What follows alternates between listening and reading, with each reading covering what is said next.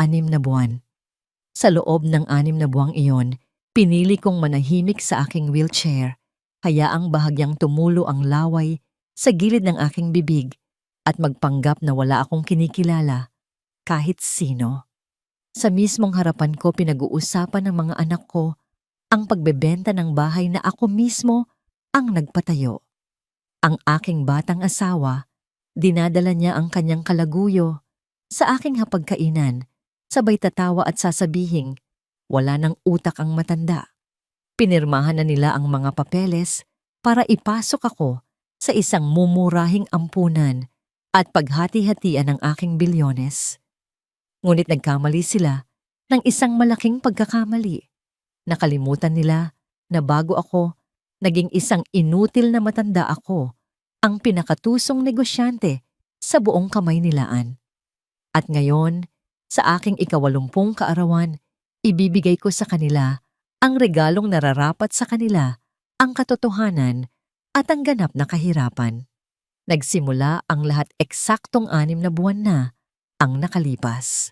Sa araw na bumalik ako mula sa ospital, milagroso raw ang aking paggaling mula sa matinding stroke ayon sa mga doktor. Ngunit hindi iyon kailangang malaman ng aking pamilya. Habang ang pribadong ambulansya ay marahang umakyat sa palikong daan patungo sa tuktok ng Tagaytay, ang malamig na hamog ay yumayakap sa bintana na tila nagbabadya ng isang malagim na pagbabalik. Ipinikit ko ang aking mga mata at hinayaan ang aking ulo na bumagsak sa isang tabi. Nais kong makita sa unang pagkakataon sa aking buhay kung sino talaga ang mga taong naninirahan sa ilalim ng aking bubong. Nang huminto ang sasakyan sa harap ng malaking tarangkahan ng Villa Aurora, ang mansyon, na ipinangalan ko sa aking yumaong unang asawa, nakatayo na roon si Liza ang aking asawa na 40 taon ang bata sa akin. Ang kanyang postura ay perpekto, ang kanyang mamahaling damit ay hindi nalukot, ngunit wala akong nakitang bahid ng ginhawa o tuwa sa kanyang mukha. Tanging pagkainis. Sa tabi niya ay si Carlo, ang aking panganay na anak. Patuloy niyang tinitingnan ang kanyang Rolex na relo na para bang may mas mahalaga pa siyang pupuntahan kaysa sa salubungin ng kanyang ama na kararating lang mula sa bingit ng kamatayan. Maingat akong ibinaba ng mga paramedic sa stretcher. Pinanatili kong mabigat ang aking mga talukap, bahagyang nakabukas ang bibig, at ang mga kamay ko ay kunwaring nanginginig sa ibabaw ng aking dibdib. May malay ba siya? Tanong ni Liza sa malamig na boses, hindi man lang lumapit para hawakan ang aking kamay. Stable po ma'am, pero masyadong disoriented.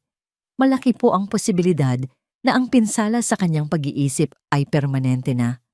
Sagot ng paramedic, habang sinusuri ang aking vital signs. Sa eksaktong sandaling iyon, kitang-kita ko kung paanong lumuwag ang mga balikat ni Carlo. Isang halos hindi mahahalata, ngunit mapanuyang ngiti ang sumilay sa labi ng aking asawa. Yumuko siya malapit sa aking tainga, ngunit hindi para bumulong ng mga salita ng pagmamahal. Humarap siya sa aking anak at nagsalita sa mahinang boses sa pag-akalang ang isip ko'y isa ng blangkong papel. Mas mabuti na ganito, bulong niya. Kung tuluyan siyang gumaling, siguradong puputulin niya ang mga credit card ko dahil sa mga gastos ko noong nakaraang buwan. Siguraduhin mo lang na mapirmahan niya ang power of attorney bago pa siya tuluyang maglaway sa sarili niya. Sagot ni Carlo na may kasamang paghamak. Ang maikling pag-uusap na yon ang siyang nagsilbing huling pako sa kabaong.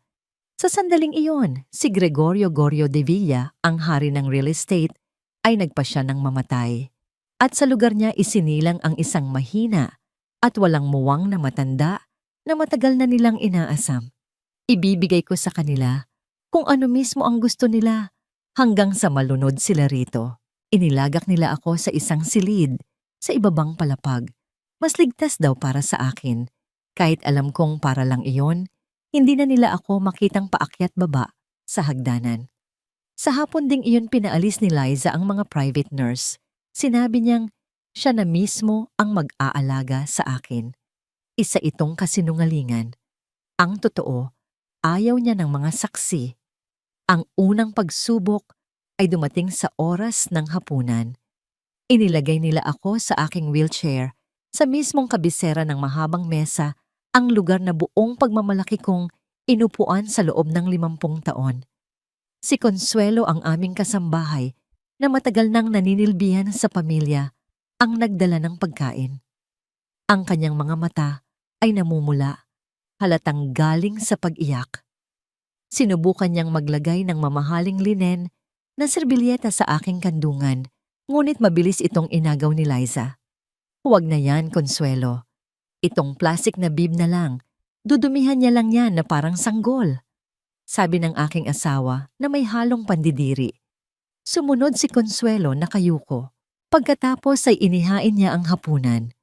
Para kay Liza at Carlo, isang makatas na steak at isang kopita ng pinakamahal kong red wine mula sa aking personal na koleksyon. Para sa akin isang malalim na mangkok na may lamang kulay abo at malapot na likido. Purong gulay na walang lasa, walang kahit katiting na asin. Humiwa si Liza ng isang piraso ng karne. Dahan-dahan itong nananginuya habang nakatingin ng diretso sa aking mga mata at ngumiti. "Halika, Goryo, kumain ka na." Aniya sabay tulak ng isang kutsarang metal sa aking mga ngipin ng may hindi kinakailangang lakas. Iyan na lang ang kaya ng matanda mong sikmura ngayon. Napakasama ng lasa ngunit nilunok ko ito. Sinadya kong hayaang may tumulong kaunting pure mula sa gilid ng aking labi.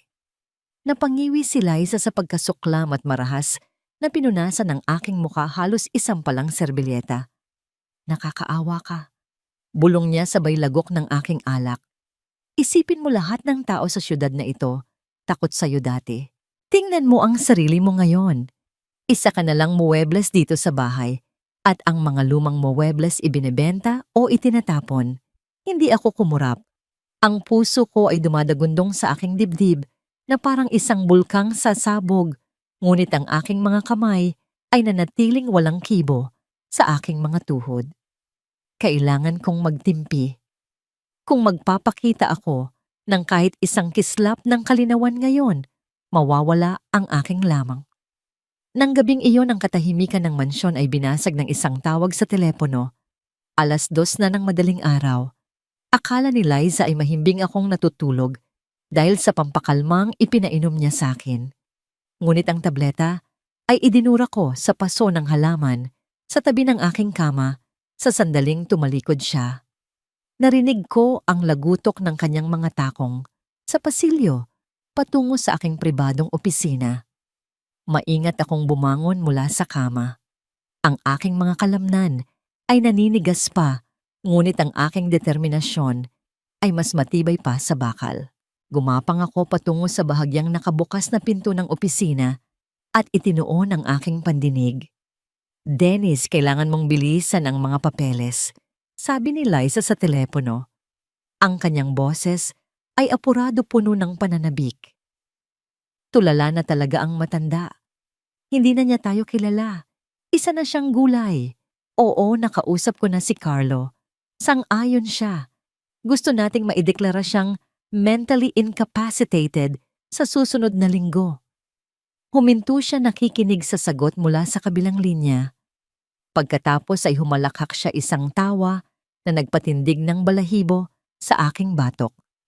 "Huwag kang mag-alala tungkol sa dati niyang testamento. Kapag nakuha na natin ang deklarasyon ako na ang kanyang magiging legal guardian, magkakaroon ako ng ganap na kontrol sa lahat ng accounts, mga ari-arian at mga investment. Mabebenta na natin ang beach house sa Batangas at ang building sa Makati bago matapos ang taon. Oo, mahal ko. Magiging atin na ang lahat." Si Dennis, ang abogado ng pamilya, ang lalaking pinagkatiwalaan ko ng aking mga sikreto sa negosyo sa loob ng isang dekada. Kasabwat din siya. Hindi lang ito isang asawang walang utang na loob at isang sakim na anak. Isa itong propesyonal na sabwatan para buwagin ang aking legasiya habang ako'y humihinga pa. Bumalik ako sa kama nanginginig sa matinding galit, hindi sa lamig. Kailangan ko ng kakampi. Hindi ko ito kayang gawin mag-isa. Ngunit sino ang mapagkakatiwalaan sa isang bahay na puno ng mga ahas habang nakahiga sa dilim pinakinggan ko ang pagpatak ng ulan sa labas. Ang bawat patak ay tila isang martilyo na pumupukpok sa aking dibdib. Ang kanilang plano ay malinaw na burahin ako, gawin akong isang multo sa sarili kong buhay at pagkatapos ay itapon na parang basura. Ngunit ang apoy sa loob ko ay hindi pa namamatay. Sa katunayan ang kanilang kataksilan ang siyang nagsilbing gasolina para lalo itong lumaki. Hindi pa tapos ang laban. Sa katotohanan ngayon pa lang ito nagsisimula. At sa dula-dulaang ito, ako ang direktor. Ako ang magdidikta kung kailan babagsak ang huling telon. Kailangan kong panatilihing malakas ang aking mga binti. Ito ang mantra na paulit-ulit kong sinasabi sa aking isipan habang nakahiga sa kama, pinakikiramdaman ang bawat tunog sa kabahayan. Kapag ang malalalim na hilik ni Liza mula sa master's bedroom ay naging regular na at ang buong Villa Aurora ay nababalot na sa katahimikan ng gabi, doon pa lang ako nagsisimulang kumilos. 3:00 ng madaling araw. Dahan-dahan at nang walang anumang ingay, iniangat ko ang aking sarili mula sa pagkakahiga. Ang bawat galaw ay isang pakikibaka laban sa paninigas ng mga kalamnan na hindi nagagamit sa buong araw.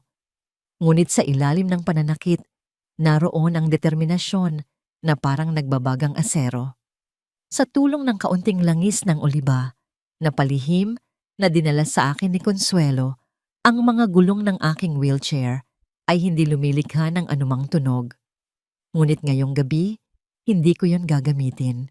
Kailangan kong tumayo. Kailangan kong maglakad. Gamit ang gilid ng kama, bilang suporta, itinulak ko ang aking sarili pataas. Ang aking mga binti ay nanginginig protesta sa biglaang paggamit. Isang impit na ungol ang kumawala sa aking lalamunan, ngunit agad ko itong sinupil. Pawis ang namuo sa aking noo habang maingat akong naglakad, paikot sa madilim na silid na parang isang leon. Sa loob ng hawla, pabalik-balik bawat hakbang ay isang maliit na tagumpay laban sa kanilang inaasahan. Nakatayo ako sa gitna ng silid, iniinat ang aking mga braso nang ang pinto ay biglang bumukas. Si Consuelo may dalang isang tray na may lamang baso ng tubig at gamot. Sa pagkabigla nang makita akong nakatayo matuwid at malakas, nabitawan niya ang hawak na tray. Isang malakas na lagabog ang umalingaw-ngaw nang bumagsak ang baso sa sahig na gawa sa matigas na kahoy at ang mga bubog nito ay kumalat na parang mga bituin sa dilim. Don Gregorio. Diusal niya sa isang pigil na bulong, ang dalawang kamay ay nakatakip sa kanyang bibig.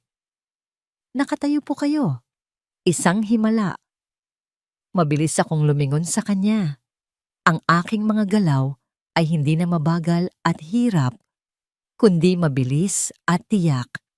Nakita ko ang takot sa kanyang mga mata, ngunit sa ilalim niyon, nakita ko rin ang isang bagay na mas mahalaga, ang katapatan. 30 taon na siyang nagsisilbi sa akin. Inalagaan niya ang aking unang asawa, si Aurora, hanggang sa huling hininga nito. Siya ang nagpupunas ng aking mga luha kapag walang ibang nakakakita. Mabilis akong lumapit sa kanya, ang aking mga yabag ay matatag at walang bakas ng kahinaang ipinapakita ko sa umaga.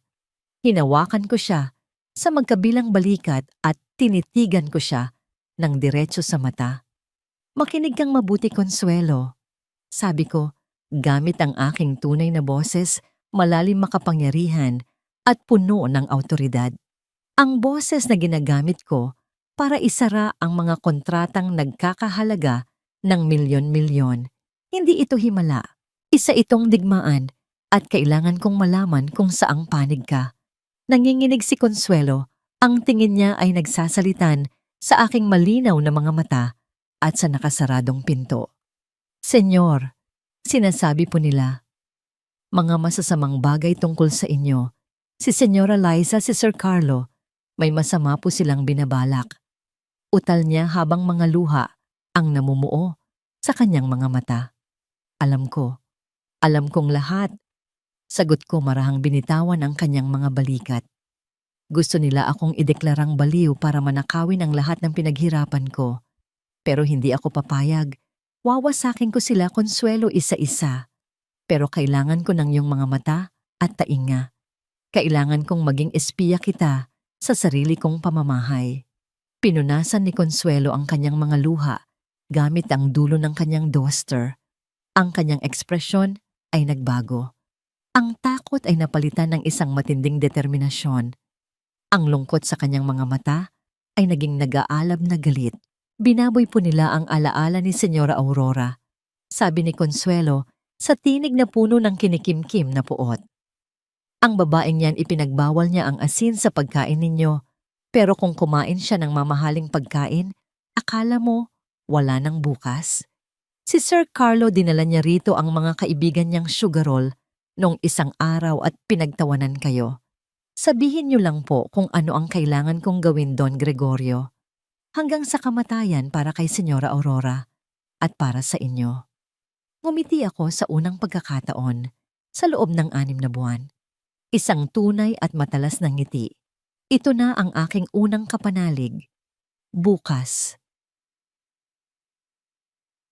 Sabi ko sa mahinang boses kapag inilabas kanila sa hardin para magpaaraw na parang isang halaman, kailangan mong kunin ang isang bagay mula sa lihim na bulsa ng aking lumang jacket sa aparador. May pera doon. Bumili ka ng isang mumurahing telepono na hindi pwedeng matrace at isang maliit na digital voice recorder. Siguraduhin mong walang sino mang makakakita sa'yo. Masusunod po, Senyor. At Consuelo. Dagdag ko bago ako bumalik sa kama at muling gampanan ng aking papel bilang isang matandang malapit ng mamatay. Mula ngayon para sa kanila, isa pa rin akong gulay. Ngunit para sa iyo ako ang direktor ng dula-dulaang ito. At ang huling yugto ay magiging hindi nila malilimutan. Tumango si Consuelo. Mabilis niyang pinulot ang mga bubog at pinunasan ang natapong tubig. Bago siya lumabas, lumingon siya sa akin at sa kanyang mga mata nakita ko ang isang pangako, isang sumpaan na nabuo sa dilim pinagtibay ng katapatan at ng mga alaala ng nakaraan. Isinara niya ang pinto. Humiga ako at ipinikit ang aking mga mata. Ang unang piyesa sa chessboard ay naigalaw na. Ang unang sundalo ay na-recruit na. At ang digmaan ay opisyal nang nagsimula. Ang pagsalakay ay nagsimula 2 araw matapos ang aming kasunduan ni Consuelo. Ang Villa Aurora na dati aking santuwaryo ng kapayapaan at respeto ay naging isang pampublikong palengke kung saan ang aking dignidad ang pinakamurang paninda. Si Dennis, ang abogado at kalaguyo ng aking asawa, ay hindi na nag-aabalang mag-doorbell. Pumapasok na lang siya sa pangunahing pinto na para bang siya ang may-ari, inihahagis ang kanyang mamahaling leather briefcase sa aking paboritong sopa. Ako naman ay nananatili sa aking wheelchair na kaparada sa isang sulok ng sala na parang isang lumang lampara na walang sino mang nag-aabalang buksan. Kamusta na ang gulay natin ngayon? Tanong ni Dennis habang niluluwagan ang kanyang kurbata at nagsasali ng isang baso ng whiskey mula sa aking personal na koleksyon. Ganoon pa rin tulad kahapon. Sagot ni Liza lumabas mula sa kusina. Naglalaway at nakatitig sa kawalan. Lumapit siya kay Dennis at hinalikan ito sa harap ko. Hindi ito isang simpleng halik. Isa itong pagtatanghal ng kapangyarihan at kawalang respeto. Tinitigan ako ni Dennis ng diretso sa mata habang ang kamay niya ay gumagapang sa likod ng aking asawa. Hinahamon akong mag-react. Nagngangalit ang aking mga panga, ngunit pinanatili kong blangko ang aking tingin nakapako sa isang disenyo ng Persian carpet sa sahig. Dahan-dahan dinala ko ang aking kanang kamay sa ilalim ng kumot na nakapatong sa aking mga binti. Kinapa ko ang maliit na butones ng recorder na binili ni Consuelo. Isang halos hindi marinig na tunog ng pag-click. Ang lahat ay nakarecord na. Bawat insulto, bawat pangungutya, bawat patunay ng kanilang garapal na pangaaliw. Ngunit si Dennis ay simula pa lamang. Pagsapit ng hapon, ang tunog ng nagmamadaling takong ay nag-anunsyo sa pagdating ni Bea, ang aking bunsong anak. Hindi siya naparito para kamustahin ako. Hindi niya man lang ako binati. Dumaan lang siya. Sa aking tabi nag-iwan ng isang amoy ng mamahaling pabango at tumakbo paakyat sa hagdanan patungo sa master's bedroom, ang silid na dati kong pinagsaluhan ng kanyang yumaong ina. Ilang minuto ang lumipas, bumaba siyang may dalang isang kahon na gawa sa kahoy. Agad ko itong nakilala. Iyon ang alahasan ng aking unang asawa, si Aurora. Umupo si Bea sa sopa ilang metro lang mula sa akin at buong kasabikan niyang binuksan ang kahon. Kumislap ang kanyang mga mata nang ilabas niya ang pares ng hikaw na diamante ang huling regalo ko kay Aurora sa aming huling anibersaryo bago siya pumanaw. Talagang may taste si Mama. Sayang at namatay siya bago niya na-enjoy lahat ng ito, sabi ni Bea habang isinusukat ang hikaw sa harap ng salamin sa dingding. Tingnan mo ito, Liza. Perfect para sa charity ball sa Sabado. Kunin mo na, sagot ni Liza mula sa kusina, hindi man lang sumilip. Wala namang kamalay-malay ang papa mo na nandyan yan. Para sa kanya mga kumikinang na bato lang yan. Lumapit si Bea sa akin yumuko hanggang sa ilang pulgada na lang ang layo ng kanyang mukha sa akin. Salamat pa. Bulong niya na may kasamang makamandag ng ngiti. Tutal hindi mo na kailangan magpa-impress kahit kanino. Ang kailangan mo na lang diapers. Binigyan niya ako ng isang nakakainsultong tapik sa pisngi at lumabas ng bahay dala-dala ang isang piraso ng pamana ng kanyang ina sa loob ng kanyang Hermes na bag. Naramdaman ko ang pagbuo ng isang luha ng purong galit sa aking kaliwang mata, ngunit pinilit kong huwag itong pumatak. Ang recorder ay patuloy na gumagana. Pagnanakaw ng ari-arian ng pamilya, isa na namang ebidensya para sa aking kaso. Ang araw ng pagpapahirap ay hindi pa natapos doon. Pagsapit ng gabi dumating si Carlo. Ang aking panganay na anak ay amoy alak at murang sigarilyo. Namumula ang kanyang mga mata at pinagpapawisan siya ng malamig. Ang mga utang niya sa sugal ay unti-unti na siyang nilalamon at ako ang kanyang personal na bangko. Kailangan ko ng pera, Liza. Bubugbugin ako ng mga pinagkakautangan ko kapag hindi ako nakabayad ng kalahating milyon bago mag-umaga. Sabi ni Carlo, hindi mapakali sa kanyang paglakad-lakad. Wala akong cash, Carlo. Nilak ng papa mo ang mga malalaking account bago siya na-stroke, sagot ni Liza. Ang access lang natin ay yung sa household expenses. Huminto si Carlo at tumingin sa akin. Isang madilim na ideya ang namuo sa kanyang desperadong mukha. Ang personal checkbook niya. Yung nasa desk niya. Laging may emergency funds yung account na yon. Tumakbo siya sa aking opisina at bumalik dala ang aking checkbook. Pumila siya ng isang tseke, isinulat ang halagang 500,000 gamit ang nanginginig na kamay at lumapit sa akin. Ipinatong niya ang isang ballpen sa aking kamay. Sige na, papirmahan mo. Kahit isang gulugulong linya lang. Utos niya sabay hawak sa aking pulso at pilit na idiniin ito sa papel. Hinayaan kong manatiling patay ang aking kamay kasing bigat ng tingga. Ang ballpen ay dumulas at nahulog sa sahig. Punyeta! Sigaw ni Carlos sabay suntok sa braso ng aking wheelchair. Wala talagang silbi. Pekein mo na lang, tanga.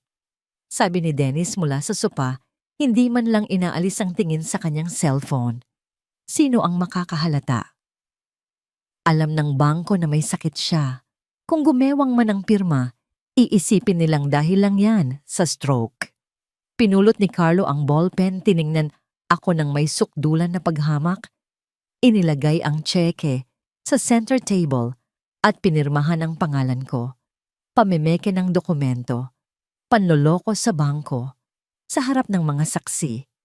Ayan, sabi ni Carlo sabay bulsa ng tseke, problema na lutas na.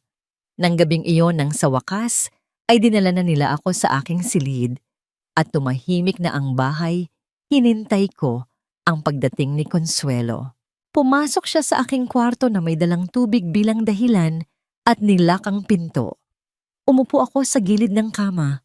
Kinuha ko ang disposable na telepono mula sa ilalim ng kutsyon at tinawagan ang numerong matagal ko nang kinabisado. Ito ang numero ng nag-iisang tao sa syudad na kasinsuklam sa korupsyon tulad ko, ang aking dating abogado at kalaban sa chess, si Attorney Mariano. 3 beses nagring ang telepono. Hello? Sagot ng isang inaantok na boses. Mariano, huwag mong ibababa. Sabi ko sa isang matatag at malinaw na boses. Ako to, Gorio de Villa. Nagkaroon ng mahabang katahimikan sa kabilang linya. Gorio ang sabi sa balita na wala ka na raw sa sarili mo. Isa ka na raw gulay. Ang balita ay nagsisinungaling. Ang pamilya ko rin. Kailangan kitang makita pero dapat lihim. Pumasok ka sa service door bukas 3:00 ng madaling araw. Pagbubuksan ka ni Consuelo. Anong nangyayari, Gorio? Ninakawan nila ako, Mariano. Pinipira-piraso nila ako. Pero nagkamali sila. Iniwan nilang buo ang aking mga mata at tainga. Dalhin mo ang iyong selyo at isang video camera. Maghahanda tayo ng isang legal na kontra-atake na yayanig sa buong syudad na ito. Ibinaba ko ang telepono. Tumingin ako kay Consuelo na nagbabantay sa pinto. May hawak siyang isang maliit na pouch. Sa loob nito ay ang recorder, isang maliit na aparato na naglalaman ng mga kasalanang magiging sanhi ng kanilang pagbagsak. Ngunit alam kong hindi ito sapat. Kailangan ko ng isang general para sa aking hukbo. At sa pagsikat ng araw bukas, magsisimula na kaming magplano ng tunay na opensiba. Ang pagdalaw ni Dr. Angelica Reyes ay naging regular na bahagi ng aking bagong buhay, isang lingguhang ritual na nagdadala ng panibagong uri ng panganib sa aking pinaplanong paghihiganti. Siya ay bata matalino at may mga matang tila kayang tumagos sa anumang pagkukunwari. Bawat pagbisita niya ay isang mahigpit na pagsubok sa aking kakayahang magpanggap. Isang Martes ng umaga dumating siya, dala ang kanyang medical kit at isang professional ngunit mausisang ngiti. Habang sinusuri niya ang aking mga reflexes, gamit ang isang maliit na martilyo, sinadya kong hayaang manatiling malambot ang aking mga binti. Ngunit nang hindi niya sinasadyang mabitawan ang isang instrumentong metal at bumagsak ito, nang malakas sa sahig ang aking katawan, ay nag-react bago pa man ito mapigilan ng aking isip. Isang bahagyang pag-igting ng aking mga kalamnan, isang halos hindi mapansing pagkurap ng aking mga mata. Nahuli niya iyon. Nakita ko ang isang kislap ng pagdududa sa kanyang mga mata bago niya ito mabilis na itinago sa likod ng isang ngiti. Maganda ang response ninyo ngayon, Don Gregorio, sabi niya sa isang kalmadong boses habang nagsusulat sa kanyang notepad. Mas maganda kaysa sa inaasahan ko. Si Liza na laging nakabantay na parang isang buwitre sa tuwing naroon ang doktora ay agad na sumingit. Ganyan lang talaga siya, doktora. Minsan parang may kaunting kislap pero maya-maya lang wala na ulit. Isang blangkong pader na naman. Hindi sumagot si Dr. Reyes, ngunit ang kanyang tingin ay nanatili sa akin ng mas matagal kaysa sa karaniwan. Naramdaman ko ang isang malamig na kaba. Siya ang isang variable sa aking plano na hindi ko kontrolado. Isang matalinong manlalaro na maaaring makasira sa buong dula. Kinabukasan, napatunayan ang aking pangamba. Narinig ko mula sa aking silid ang usapan ni Liza at ni Dennis sa sala. Hindi ako mapanatag sa doktorang yan. Sabi ni Liza, ang boses ay may bahid ng pagkainis. Masyado siyang matanong, masyadong mapansin. Baka makahalata siya na hindi naman talaga ganun kalala ang sitwasyon ng matanda. Kung gayon gum, sagot ni Dennis sa kanyang aroganteng tono, kailangan nating siguraduhin na ang kanyang susunod na medical report ay pabor sa atin. Ako na ang bahala. Kinahaponan, nagpanggap akong natutulog sa aking wheelchair sa may hardin nang dumating si Dennis. May dala siyang isang mamahaling paper bag. Pinuntahan niya si Liza sa may poolside, gamit ang isang maliit na salamin na itinago sa akin ni Consuelo. Sa ilalim ng aking unan, pinanood ko sila. Inilabas ni Dennis mula sa paper bag ang isang kahon ng isang napakamahal na brand ng relo. Ibigay mo yan kay Dr. Reyes bilang pasasalamat sa kanyang serbisyo. Utos ni Dennis. At sabihin mo may bonus pa yan kapag naging pinal na ang kanyang medical opinion na si Gorio ay permanently incapacitated. Kailangan natin ng dokumentong yon para sa korte. Nagtagumpay si Consuelo na marinig ang naging tugon ni Dr. Reyes nang tumawag si Liza. Salamat po sa regalo, senyora, pero labag po sa aming etika na tumanggap ng ganito. Ang aking magiging hatol ay base lamang sa siyensya at sa aking obserbasyon. Isang matapang na babae. Ngunit ang kanyang pagtanggi ay lalo lamang nagpatindi sa determinasyon ni na Liza. Kung hindi nila makukuha ang gusto nila sa legal na paraan, gagamit sila ng ibang armas. At ang armas na yon ay ang opinyon ng publiko. Doon pumasok sa eksena si Adrian Cruz. Isa siyang kilalang journalist, sikat sa kanyang mga expose tungkol sa mga mayayaman at makapangyarihan. Naka-schedule silang magkita sa isang mamahaling restaurant. Si Consuelo, na nagkunwaring may bibilhin sa bayan, ay sumunod at umupo sa kabilang mesa. Mula sa recorder na nakatago sa kanyang bag, narinig ko ang buong pag-uusap. Ginoong Cruz, salamat sa pagpapaunlak mo. Panimula ni Liza, ang boses ay puno ng pekeng kalungkutan. Ang rason kung bakit kami lumapit sa iyo ay dahil gusto naming ibahagi ang aming pinagdadaanan. Ang aking asawa, si Gregorio de Villa, isang haligi ng komunidad, ay unti-unti nang nawawala sa amin. Inilahad niya ang isang napakagandang kwento, isang mapagmahal na asawa at mga anak na buong pusong nag-aalaga sa isang amang may sakit. Isang pamilyang nagdurusa sa katahimikan. Ang gusto lang namin ay ang pinakamabuti para sa kanya.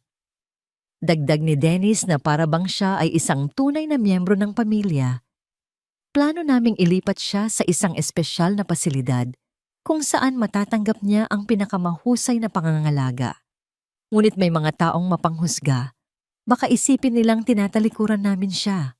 Ang iyong artikulo ang magbibigay linaw sa lahat. Naiintindihan ko, sabi ni Adrian Cruz, ang kanyang boses ay nagpapakita ng simpatya. Isang trahedya ng isang dakilang tao. Gagawin ko ang lahat para maipakita sa publiko ang inyong dedikasyon at pagmamahal. Nang gabing iyon, habang pinakikinggan ko ang recording, napagtanto ko ang kanilang tusong plano. Hindi lang nila ako gustong ikulong sa isang ampunan. Gusto nilang gawin iyon habang sila ay mukhang mga bayani sa mata ng lahat.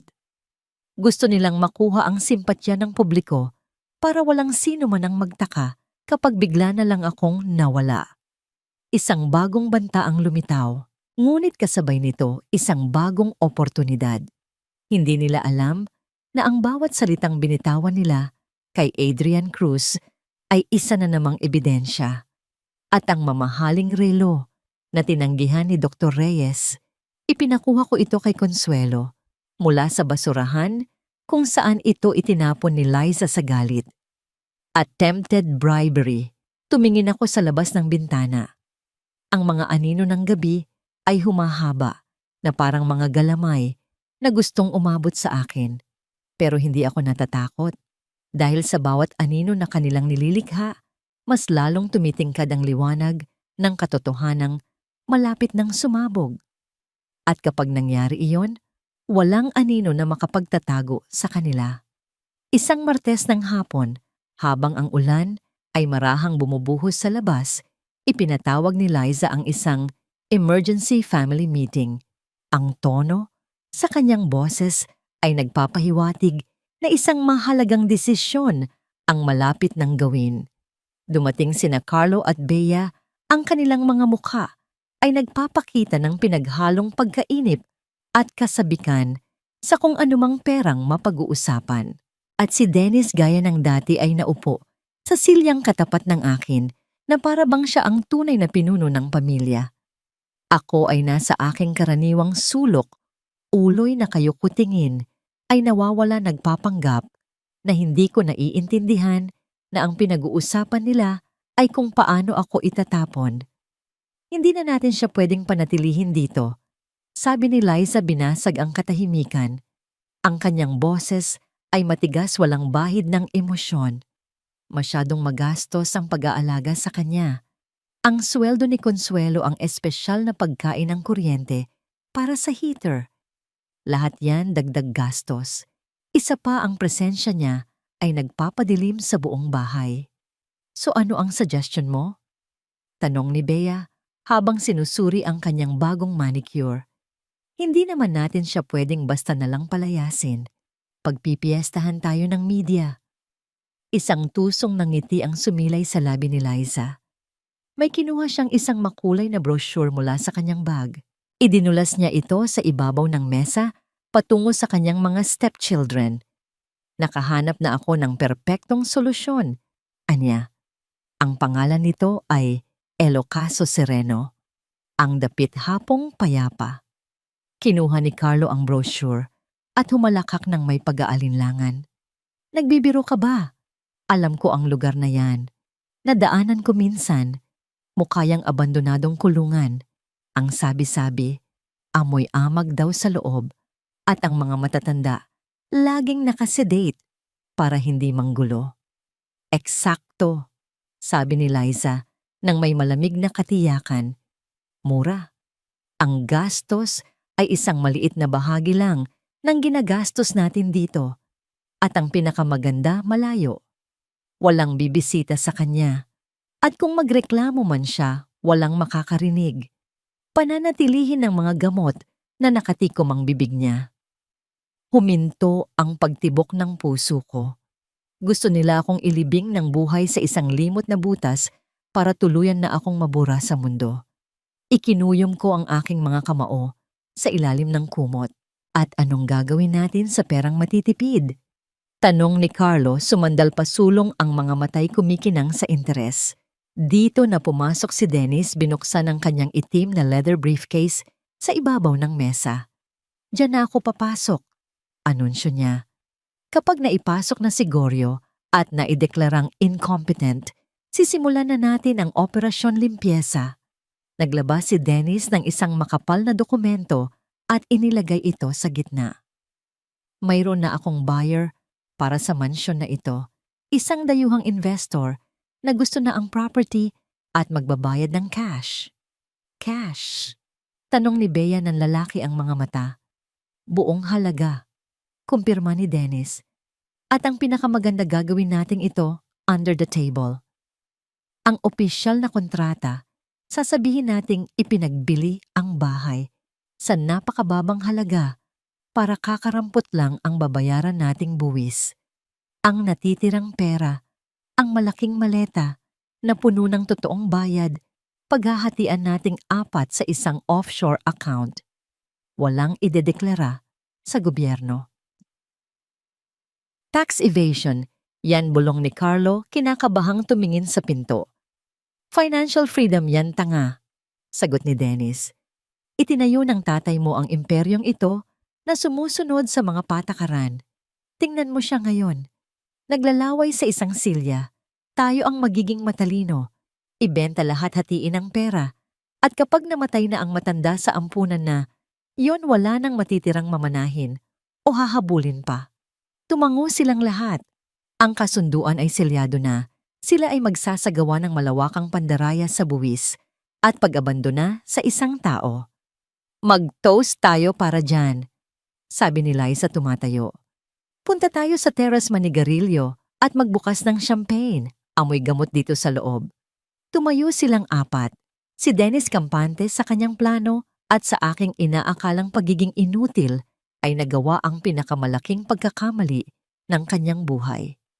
Iniwan niyang bukas ang kanyang briefcase sa ibabaw ng mesa, kitang-kita ang kontrata ng pandaraya at ang mga plano para sa Elocaso Sereno. Lumabas sila sa terrace, isinara ang sliding glass door, ang kanilang mga halakhak at ang usok ng kanilang sigarilyo ay pumuno sa labas na hangin. Ito na ang aking pagkakataon. Si Consuelo, na nagpupunas ng alikabok sa pasilyo, ay nagbigay sa akin ng isang mabilis na senyas gamit ang kanyang kamay.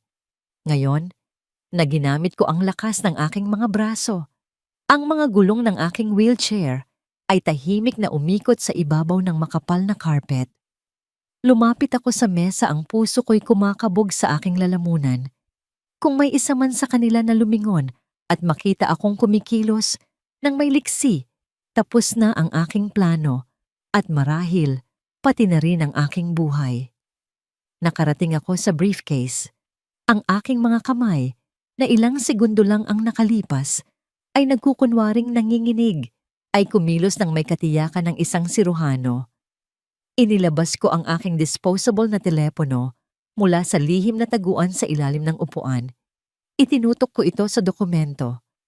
Private Deed of Sale. Undisclosed Cash Payment. Click. Isang malinaw na litrato. Inilipat ko ang pahina. Involuntary Admission Form Elocaso Sereno. Inilipat ko ulit. Isang listahan ng mga bank account sa ibang bansa na nakapangalan kina Liza at Dennis. Kinuhaan ko ng litrato ang bawat iligal na sugnay, bawat pirma na naroon na ng korap na mamimili. Bigla narinig ko ang tawa ni Liza na lumakas. Papalapit sila sa pinto. Sa bilis ng kidlat, itinago ko ang telepono sa aking lihim na taguan. Itinulak ko ang mga gulong paatras, pabalik sa aking madilim na sulok. Ibinagsak ko ang aking ulo, ibinuka ko ang aking bibig, at nagpakawala ng isang hibla ng laway. Bumukas ang pinto. Unang pumasok si Dennis, may hawak na kupitan ng champagne. Diretso siyang naglakad, patungo sa briefcase, huminto ang aking paghinga. Kung mapansin niyang naiba ang pagkakaayos ng mga papel, patay ako. Tiningnan ni Dennis ang loob ng briefcase, ipinadaan ang isang daliri sa ibabaw ng mga dokumento, pagkatapos ay isinara ito ng may malakas na kalabog. Lahat ay nasa ayos. Sabi niya ngumingiti kay Liza. Bukas na bukas din dadalin ko ito sa ating kontak na notaryo at sisimulan na natin ang proseso. Sa loob ng 1 linggo ang matandang yan ay nasa ampunan na at tayo ay magiging milyonaryo na. Lumapit si Liza sa akin at hinaplos ang aking ulo na para akong isang asong may galis. I-enjoy mo ang huli mong linggo ng luho, Goryo, bulong niya. Malapit na, ang tanging makikita mo na lang ay isang kulay abong pader. Hindi ako susumagot, ngunit sa loob-loob ko ako'y nakangiti. Hindi nila alam na kalalabas lang nila ng pinakamalakas na ebidensya laban sa kanilang sarili. Hawak ko na ang patunay ng pandaraya. Hawak ko na ang patunay ng sabwatan. Kinagabihan nang dumating si Consuelo para patayin ang mga ilaw, iniabot ko sa kanya ang memory card mula sa telepono. Dalhin mo ito kay Attorney Mariano bukas ng umaga. Utos ko sa mahinang boses. Sabihin mong ihanda na ang demanda. Hindi lang para sa diborsyo. Kriminal. Gusto kong makita si Dennis sa likod ng rehas para sa tax fraud. At kayo po, senyor? Tanong niya may pag-aalala. Kaya niyo pa po ba ang 1 linggo? Kahit ano ay kakayanin ko, Consuelo. Sagot ko. Dahil ang kaarawan ko ay sa loob ng 5 araw. At ipinapangako ko sa iyo yon ay magiging isang pagdiriwang na hinding-hindi malilimutan ng pamilyang ito. Ang gabi ay mas madilim kaysa karaniwan at ang hangin mula sa Tagaytay ay may dalang pahiwatig ng papalapit na bagyo. Tamang-tama, naisip ko, dahil isang bagyo rin ang malapit ng mamuo sa loob ng Villa Aurora. 3:00 ng madaling araw, ayon sa aming napag-usapan, maingat akong lumabas ng aking silid at nagtungo sa lumang bodega sa likod ng hardin. Doon sa gitna ng mga lumang kasangkapan at amoy ng alikabok, Naghihintay si Attorney Mariano, ang kanyang muka ay seryoso sa ilalim ng liwanag ng isang solong bombilya. Goryo, bati niya, tinig ay mahina, ngunit matatag. Nakuha ko ang pinadala mo. Masahol pa ito sa inaakala ko. Inilatag niya sa isang mesang kahoy ang mga litratong ipinadala ko. Ang kontrata, ang admission form, ang mga offshore bank accounts. Bawat isa ay isang matibay na ebidensya. Hindi sila nag-iwan ng puwang para sa awa. Sabi ko, ang boses ko ay kasing lamig ng hangin sa labas. Kaya hindi rin natin sila bibigyan. Sa sumunod na oras, binalangkas namin ang kontra-atake. Ito ay hindi lamang isang simpleng paghihiganti. Ito ay isang demolition legal at pinansyal na idinisenyo upang gibain ang mundo nila hanggang sa pundasyon. Una, sabi ni Mariano, habang binubuklat ang isang folder ng mga dokumento na inihanda na niya ang paglipat ng mga ari-arian. Ang Villa Aurora, ibebenta natin sa isang symbolic na halaga sa isang foundation na tumutulong sa mga matatandang inabandona. Anong sa tingin mo sa Felicidad Foundation? Perpekto. Sagot ko, ang kabalintunaan ay matamis. Pangalawa, ang iyong liquid assets. Patuloy niya, lahat ng pera sa iyong mga personal na account, ililipat natin sa 5 magkakaibang charitable trust. Irrevocable. Kapag nailipat na, wala na silang mahahabol. At pangatlo, si Consuelo. Magtatayo tayo ng isang pension fund para sa kanya, sapat upang mabuhay siya at ang kanyang mga apo ng komportable habang buhay. At ang aking huling habilin, tanong ko, babaguhin natin.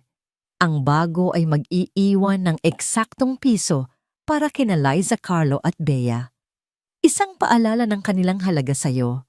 Sagot ni Mariano na may bahagyang ngiti. Lahat ay magaganap sa pamamagitan ng digital signatures at secure connections. Hindi na kailangang umalis ng bahay. Ang teknolohiyang kinamumuhian ko noon ay siya palang magiging sandata ko ngayon. Habang pauwi na si Mariano, huminto siya. Sigurado ka ba rito, Goryo, pagkatapos nito? Sa papel, isa ka ng mahirap na tao. Tumingin ako sa mansyon na kumikinang sa dilim. Ang pera, Mariano, ay isa lang kasangkapan.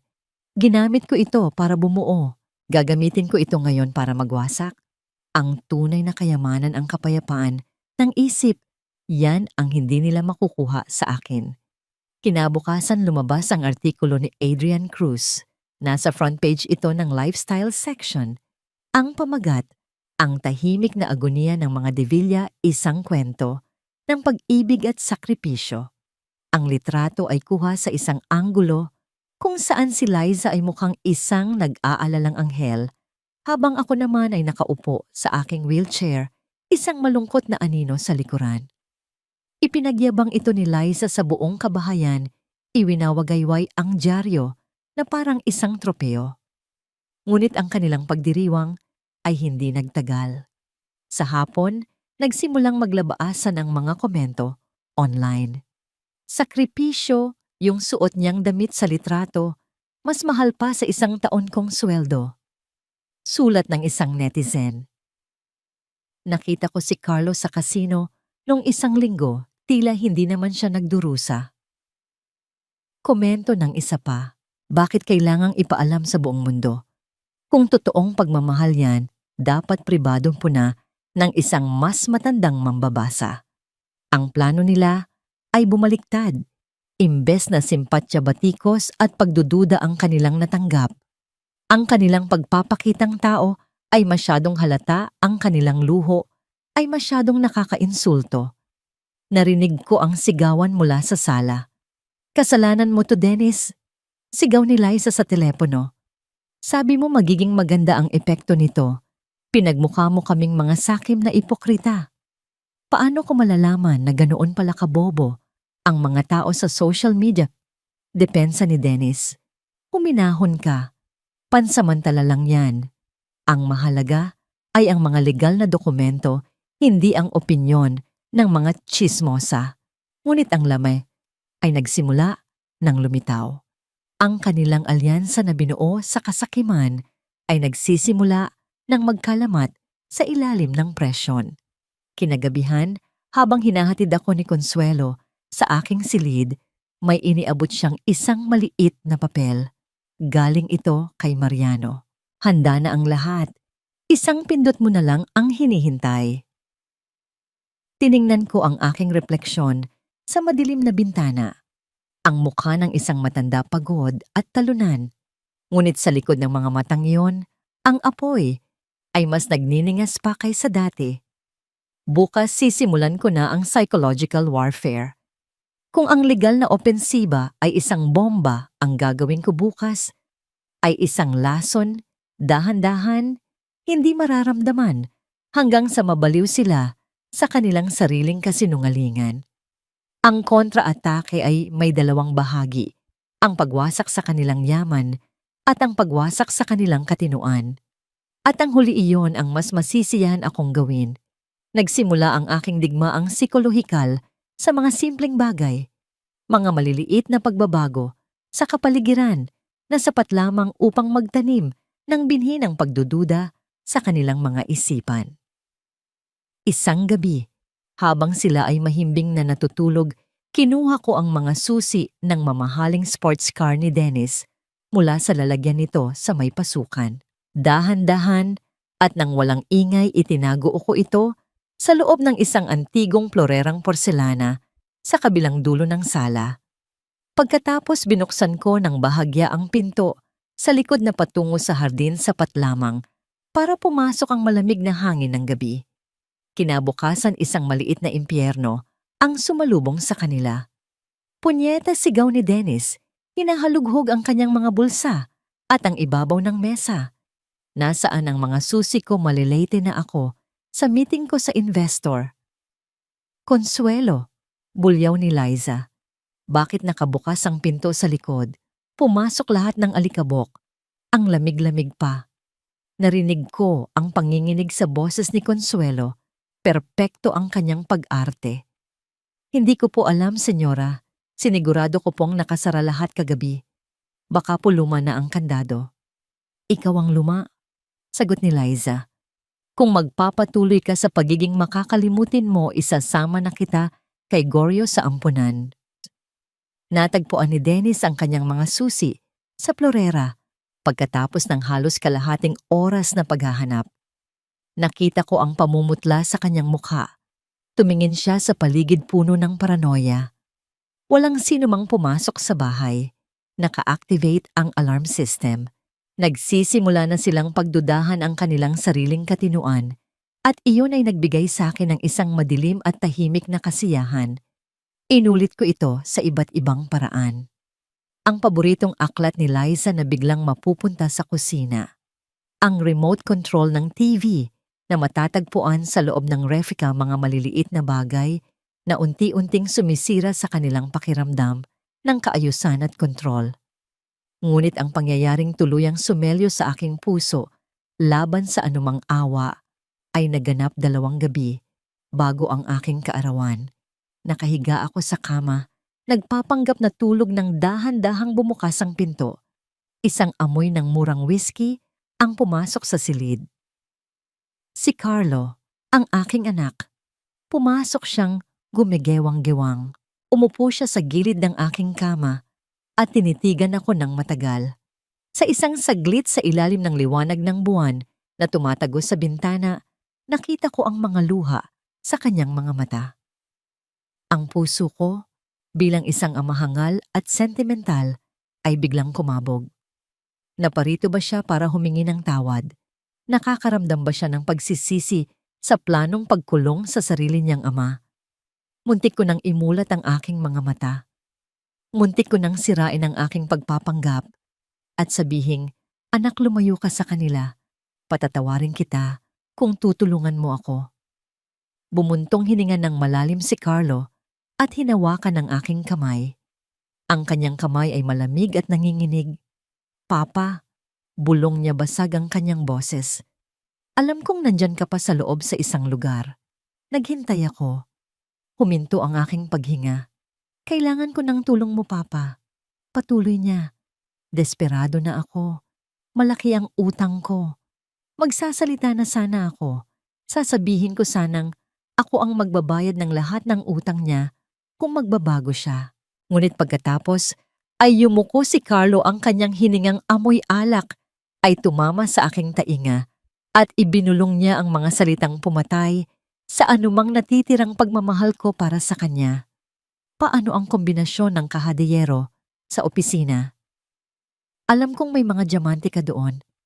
Sige na, pasabihin mo na sa akin.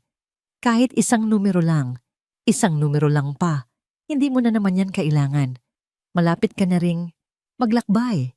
Nanatili akong hindi gumagalaw na parang isang estatwang bato. Ang aking pag-asa ay naging abo sa isang iglap. Hindi ang kanyang ama ang kailangan niya. Kailangan niya ang kanyang bangkero. Inalog ni Carlo ang aking balikat puno ng pagkabigo. Sabihin mo na matandang inutil. Nang walang makuha, binitawan niya ako nang may pandidiri at tumayo. Mamatay ka na sana, Papa. Malaking pabor pa ang magagawa mo sa aming lahat. Lumabas siya ng silid at malakas na isinara ang pinto. Sa kadiliman, iminulat ko ang aking mga mata.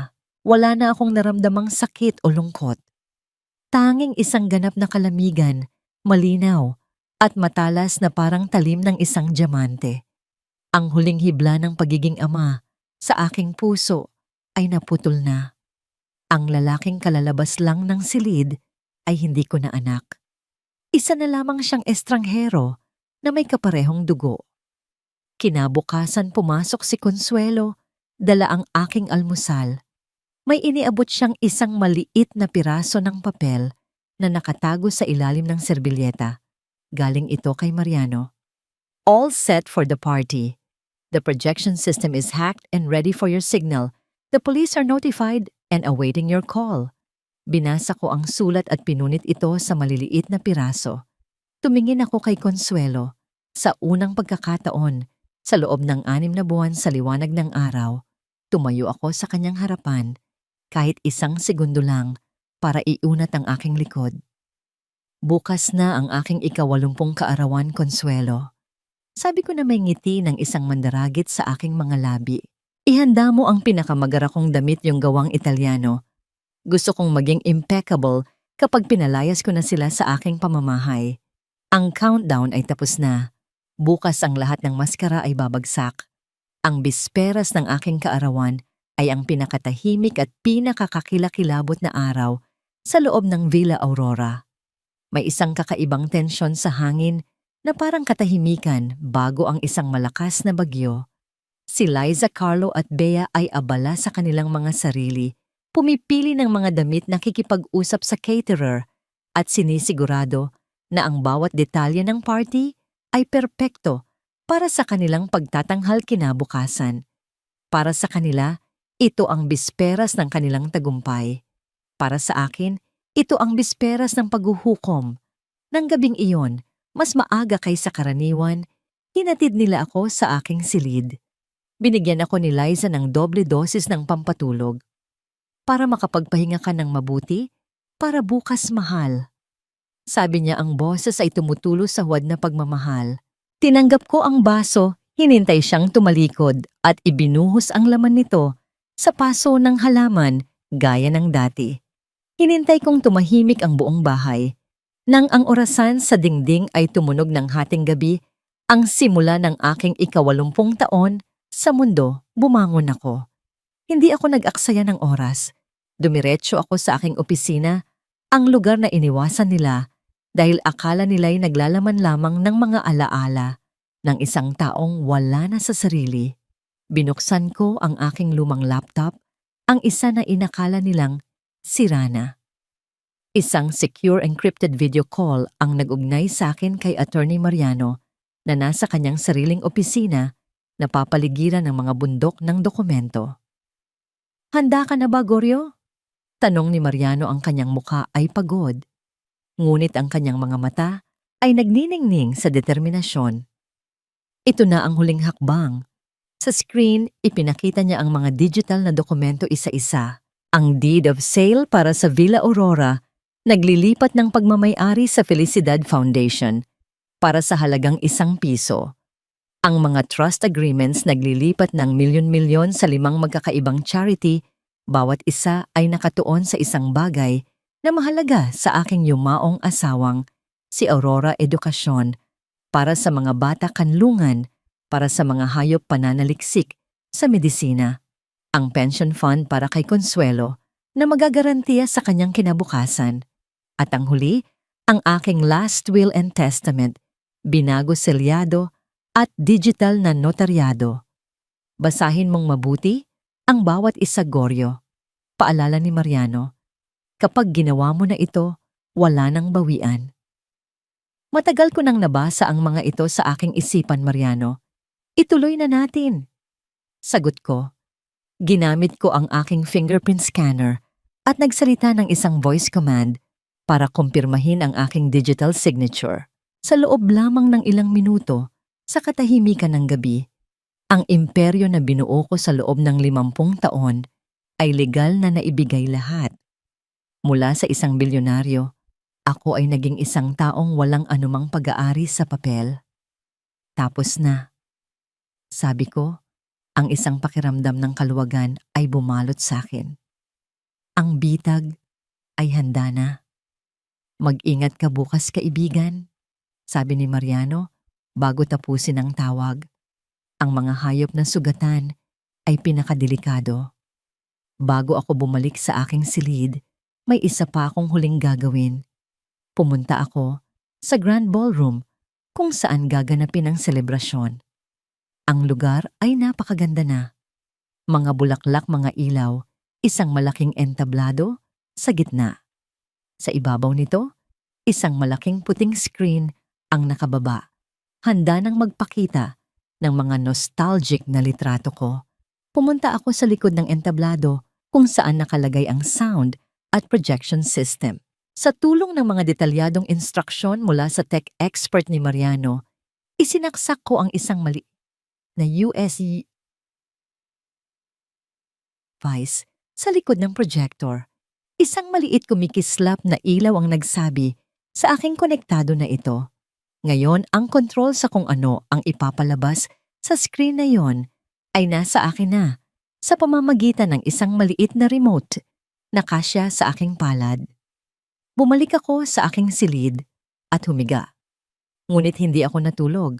Tinitigan ko ang kisame, inaalala ang mukha ni Aurora. Naalala ko ang kanyang huling mga salita sa akin, Goryo, alagaan mo ang mga anak natin. Pero huwag mong kalimutang alagaan din ang iyong sarili. Ang iyong puso ay mas mahalaga kaysa sa anumang gusali na iyong itatayo. Patawarin mo ako, mahal ko. Bulong ko sa dilim. Nabigo akong alagaan sila. Ngunit ngayong gabi, inaalagaan ko ang aking sarili. Itinatama ko ang lahat. Narinig ko ang pagbubukas ng pinto ng silid ni Liza. Ang mahihinang yabag niya ay lumapit sa aking silid. Dahan-dahan niyang binuksan ang pinto, sumisilip sa loob, sinisigurado na ang matanda ay mahimbing na natutulog at walang kamalay-malay. Pinanatili kong marahan at regular ang aking paghinga. Pagkatapos ng ilang sandali, isinara niya muli ang pinto kampante. Ngunit ang hindi niya alam, ang matandang natutulog na yon ay gising na gising. At handang-handa na para sa pinakamalaking araw ng kanyang buhay. Hindi ito ang aking ika-80 kaarawan. Ito ang araw ng aking muling pagsilang na magaganap sa ibabaw ng mga abo ng kanilang pagkawasak. Tumingin ako sa bintana kung saan ang mga unang sinag ng bukang liwayway ay nagsisimula ng gumuhit sa madilim na kalangitan. Ang paghuhukom ay malapit na at walang sino man sa kanila ang handa para dito. Dumating ang araw. Binihisan nila ako ng aking pinakamagarang suit na gawang Italyano. Nahirapan pa sila sa pagsusuot ng manggas sa aking mga braso na kunwari naninigas na habang sa loob-loob ko ay pinipigilan ko ang isang mapait na ngiti.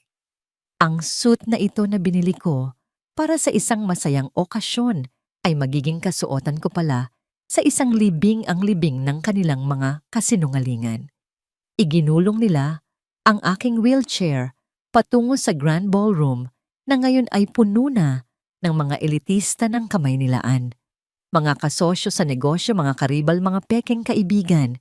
Naroon silang lahat may hawak na mga kopita ng champagne, naghihintay na masaksihan ang huling pagbagsak ng isang leon. Iniparada nila ako sa gitna ng lahat, sa ilalim mismo ng naglalakihang chandelier na kristal. Itinuon ko ang aking tingin sa aking mga tuhod, bahagyang nakabukas ang bibig at ang aking mga kamay ay walang buhay na nakapatong sa aking kandungan. Ang mga bisita ay dumaan isa-isa upang batiin ako. Ang kanilang mga boses ay puno ng huwad na awa na inilalaan ng mga tao para sa mga malapit ng mamatay.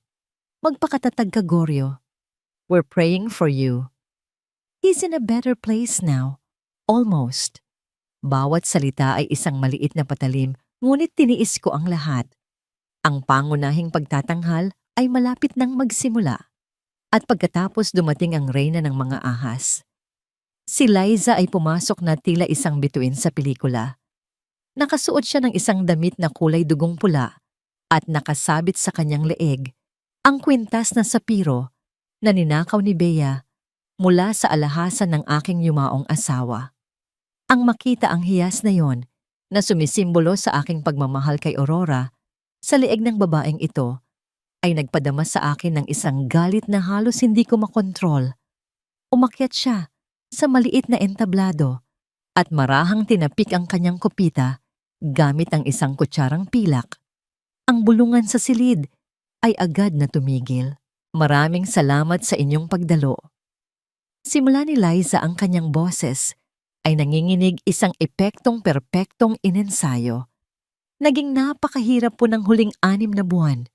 Ang makita ang pag-ibig ng iyong buhay na unti-unting nawawala sa bawat araw ay isang sakit na hindi ko na naisin para sa kahit kanino. Ngunit ngayong gabi, ipinagdiriwang natin ang kanyang 80 taon at ang napakalaking legasiya na iiwan niya sa amin. Pinunasan niya ang isang hindi umiiral na luha gamit ang isang panyong puntas. Umakyat sa entablado sina Carlo at Bea at niyakap siya kinukumpleto ang larawan ng isang nagluluksa ngunit nagkakaisang pamilya. Nagkaroon ng magalang na palakpakan. Gayunpaman, patuloy ni Liza nagbago ang tono at naging mas seryoso. Kailangan ni Gregorio ng pahinga. Ang kanyang isip ay wala na sa atin. Kaya't gumawa kami ng isang mahirap na desisyon na iretiro na siya mula sa pampublikong buhay upang matanggap niya ang espesyal na pangangalaga na nararapat sa kanya sa isang retirement home. Ngayong gabi, sa harap ninyong lahat, ang kanyang mga pinakamamahal na kaibigan, opisyal na nating isasagawa ang kanyang pagre-retiro. Iyon na ang hudyat. Mula sa gitna ng mga tao, lumakad si Dennis. Ang kanyang paglakad ay puno ng kayabangan. Kasunod niya ang isang pandak at kalbong lalaki na mahigpit na hawak ang isang briefcase, ang korap na notaryo. Huminto ang malamyos na musika. Ang hangin ay naging mabigat solemne. Nakarating si Dennis sa aking harapan. Ipinatong niya ang isang mabigat na leather folder sa aking mga bapi. Yumuko siya malapit sa aking tainga. Napakalapit na naamoy ko ang kanyang mamahaling pabango. Pirma na matanda. Bulong niya na may isang makamandag na ngiti na ako lang ang nakakakita. Gumawa ka ng isang marka, isang linya kahit ano, at bukas isa ka ng kasaysayan. Inilagay niya ang isang gintong pluma sa aking kanang kamay. Ang aking kamay ay nagsimulang manginig.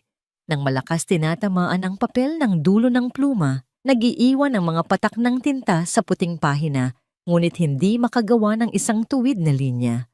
Bumaba mula sa entablado si Liza at lumapit sa aking kaliwa. Ipinatong niya ang kanyang kamay sa aking balikat, ang kanyang mga kuko ay palihim na bumaon sa aking laman. Tulungan niyo siya. Sabi niya sa mga tao, ang boses ay sobrang tamis na nakakasuya. Wala na siyang lakas sa kanyang mga kamay. Hinawakan ni Dennis ang aking kanang kamay gamit ang kanyang kamay pawisan at puno ng pananabik upang gabayan ang pagpirma na magpapadala sa akin sa ampunan at magbibigay sa kanila ng aking buong kayamanan. At sa sandaling iyon, biglang huminto ang panginginig. Ang aking kamay ay naging matatag kasing tigas ng isang bato. Sinubukan itong igalaw ni Dennis, ngunit isinara ko ang aking kamao, iniipit ang kanyang mga daliri sa katawan ng pluma nang may puwersang nagpadama sa kanya ng sakit at pagkabigla. Isang impit na daing ang kumawala sa kanya. Dahan-dahan, itinaas ko ang aking ulo. Inunat ko ang aking leeg, naririnig ang paglagutok ng aking mga buto, ang aking mga mata na naging malabo at walang buhay sa loob ng kalahating taon ay tumitig sa kanyang mga mata nang may nakakatakot na kalinawan nagniningning sa apoy ng paghihiganti. "Bitawan mo ako," sabi ko. Hindi ito isang bulong ng isang matanda. Ito ay isang utos na sinabi sa aking malalim at makapangyarihang boses na pumuno sa nakabibinging katahimikan ng buong silid. Napaatras si Dennis na tisod sa sarili niyang mga paa, kasing putla ng isang bangkay. Inalis ni Liza ang kanyang kamay sa aking balikat at napasigaw tinakpan ang kanyang bibig. Sa isang mabilis na kilos, tinanggal ko ang kumot sa aking mga binti at inihagis ito sa sahig. Ipinatong ko ang aking mga kamay sa armrest ng wheelchair at sa harap ng nabiglang tingin ng 100 tao tumayo ako. Inunat ko ang aking buong katawan, naging mas matangkad kaysa sa karamihan at tila sinakop ang buong silid sa aking presensya. "Mukhang malayo pa sa hukay ang pinaglalamayan ninyo," sabi ko, habang inaayos ang dulo ng manggas ng aking damit nang may nagyayelong kalmadong kilos. Isang tunog ng nababasag na kristal ang narinig. Nabitawan ni Carlo ang kanyang kopita ng champagne sa sahig, ngunit walang sino mang tumingin sa nagkalat na bubog. Ang lahat ng mga mata ay nakatutok sa akin. "Goryo, ikaw ay..." Utal ni Liza na paatras hanggang sa bumangga siya sa gilid ng entablado. Gising, putol ko sa kanya na may isang matalas na ngiti. "Buhay! Oo, mahal kong asawa. Gising ako sa bawat segundo. Narinig ko ang bawat insulto, nakita ko ang bawat pagnanakaw, naamoy ko ang bawat katrayduran. Naglakad ako patungo sa entablado. Ang mga tao ay nagbigay daan sa aking pagdaan na para akong isang aparisyon na bumalik mula sa kabilang buhay. Umakyat ako sa mga baitang kinuha ang mikropono mula sa kinatatayuan nito at humarap sa paralisadong mga manonood. "Naparito kayo para makita ang katapusan ni Gregorio de Villa," anunsyo ko. "Ngunit paumanhin, kung bibiguin ko kayo, ang masasaksihan ninyo ngayong gabi ay ang katapusan ng miserableng farsang ito." Nagbigay ako ng senyas gamit ang aking kamay patungo sa likod ng silid kung saan nakatayo si Consuelo sa tabi ng sound booth. Ang kanyang kamay ay nakahanda sa mga kontrol. Ang kanyang mga mata ay nagliliyab sa tagumpay. "Consuelo," sabi ko sa malakas at malinaw na tinig, "simulan mo na ang pelikula, pakiusap." Ang ilaw sa silid ay biglang namatay. Isang nakabibinging katahimikan ang bumalot sa lahat, sinisira lamang ng sabay-sabay na paghinga ng mga tao. Ang higanting screen sa likod ko na inihanda para sa mga masasayang alaala ay umilaw ng nakakasilaw. Ngunit hindi mga masasayang alaala ang lumitaw. Ang unang imahe sa malaking screen ay malinaw at brutal. Ito ay kuha mula sa isang hidden camera na nakakabit sa itaas ng estante ng mga libro sa sala. Nakita ng lahat si Liza at si Dennis naghahalikan nang may kapusukan sa aking sopa habang ako ang gulay ay nakaupo lamang ilang metro ang layo. Ang boses ni Dennis ay dumagundong sa mga speaker, pinalakas upang walang sino man ang hindi makarinig. Wala ng utak ang matanda. Kapag nakapirma na siya, ipadadala na natin siya sa mumurahing ampunan. Yung pampatulog lang ang ipinakakain at ibebenta natin ang lahat bago magpasko. Isang sabay-sabay na pagsinghap ang narinig mula sa mga bisita. Ang mga bulungan ng horror at iskandalo ay nagsimulang kumalat na parang apoy. Nagbago ang imahe. Ngayon naman ay si Carlo sa isang close-up shot habang pinipeke ang aking pirma sa tseke na may kasamang nerbiyosong tawa. "Mamatay ka na sana, Papa," sabi ng boses ng aking sariling anak. Sa video, may kalupitan na nagpalamig sa dugo ng bawat nakikinig. Malaking pabor pa ang magagawa mo sa aming lahat. Nagbago muli ang imahe. Si Bea sa harap ng salamin, isinusukat ang mga ninakaw na alahas at kinukutya ang aking pagiging inutil. Para kay Liza ito ang sandali ng kanyang pagkawasak. Tila siya nahimasmasan mula sa pagkabigla at sumugod patungo sa screen, sumisigaw na parang isang baliw na wala na ang lahat ng kanyang poise at ganda. "Patayin ninyo yan. Kasinungalingan yan, yan, edited yan." Tili niya kinakalmot ang hangin, sinusubukang takpan ng projection gamit ang kanyang sariling katawan. "Hindi yan edited," sabi ko. Ang aking boses ay nangingibabaw sa kaguluhan. "Iyan ang tanging pamana na iiwan ko sa inyo, ang katotohanan." Si Dennis nang makitang gumuguho ang kanyang karera at buhay sa loob lamang ng ilang segundo, ay sinubukang tumakbo patungo sa side exit, tinutulak ang mga bisita sa kanyang daanan. Ngunit dalawang malalaking lalaki na nakabarong ang private security na lihim kong inupahan ang humarang sa kanyang dadaanan. Humalokip-kip sila at hindi gumalaw. Tiningnan ko ang aking pamilya mula sa taas ng entablado. Hindi na sila ang mga mandaragit na nagpahirap sa akin. Sila ay mga dagang nasukol sa ilalim ng maliwanag na ilaw ng hustisya. Tapos na ang piyesta. Sentensya ko. At tapos na rin ang inyong marangyang buhay. Ang katahimikan na sumunod sa video ay mabigat at nakakasakal. Si Liza na ang makeup ay kumalat na dahil sa luha at pawis ay sinubukang gawin ang huling desperadong hakbang. Humarap siya sa mga bisita, ang kanyang mga mata ay nanlilisik sa takot. Peke to, manipuladong teknolohiya. Baliw si Armando na wala, na siya sa katinuan at gusto niya kaming sirain. "Tumawag kayo ng doktor, parang awa niyo na." Si Dennis na sinusubukang bawiin ang kanyang awtoridad bilang abogado ay sumigaw din.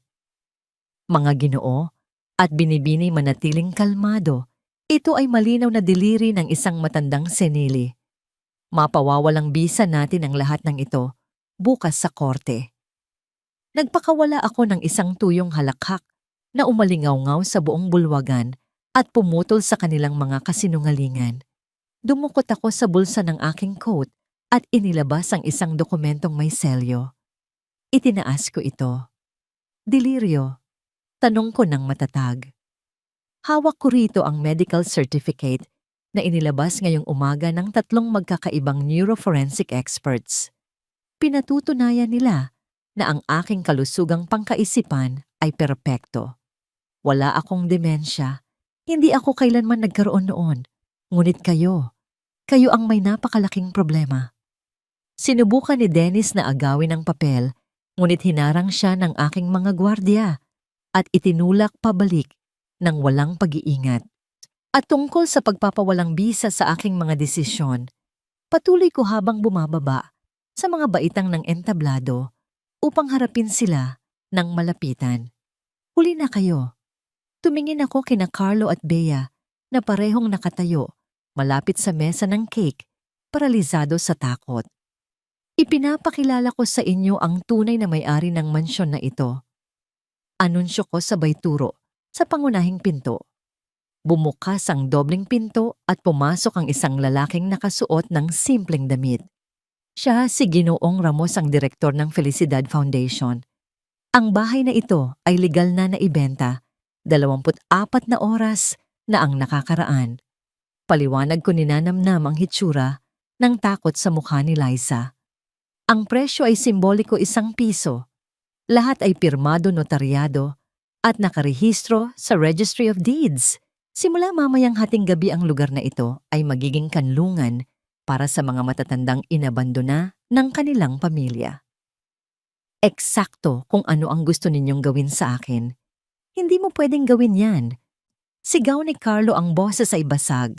Mana ko yan. Mana mo sana. Pagtutuwid ko. Pero dahil wala na akong ari-arian sa aking pangalan, wala nang mamanahin. Ang aking mga personal na bank accounts ay walang laman. Ang lahat ng pera ay na-donate na sa 5 irrevocable charitable trusts. Wala kayong makukuhang kahit 1 sentimo.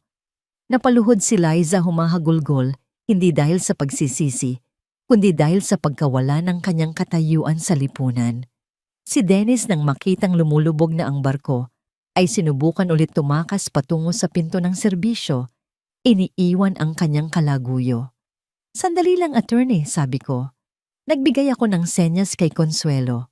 Binuksan niya ang pinto sa gilid at pumasok ang 4 na pulis na nakauniforme kasama si Attorney Mariano. Dumiretso sila sa abogado. Attorney Dennis Salvador, sabi ng opisyal, inaaresto ka namin para sa kasong estafa, tax evasion, pamemeke ng mga pribadong dokumento at criminal conspiracy. Mayroon kaming digital evidence at recorded confessions na ibinigay ni Mr. De Villa.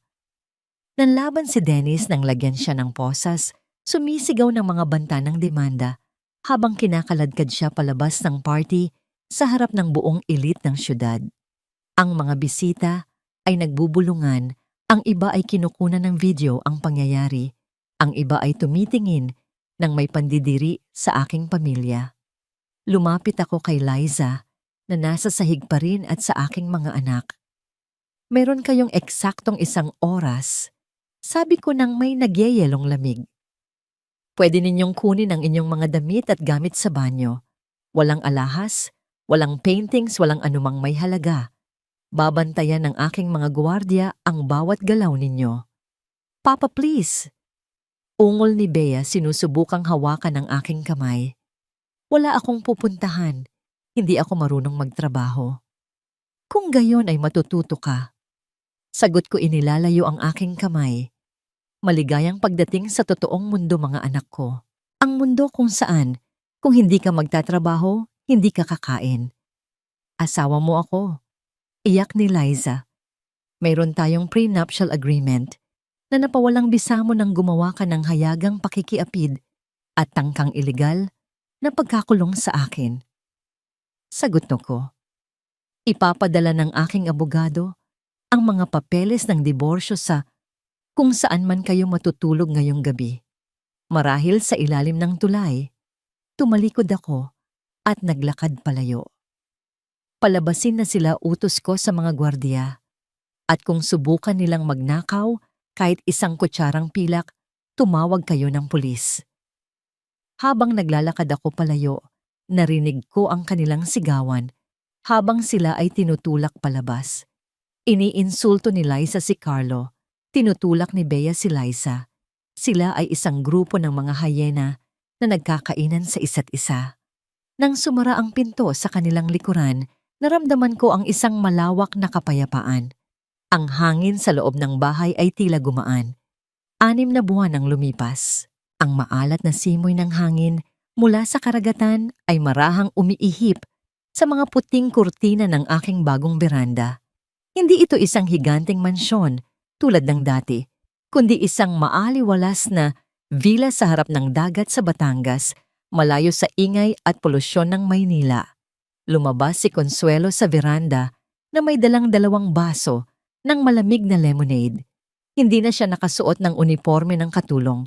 Nakasuot siya ng komportabling damit na bulaklakin. Hindi na siya alipin.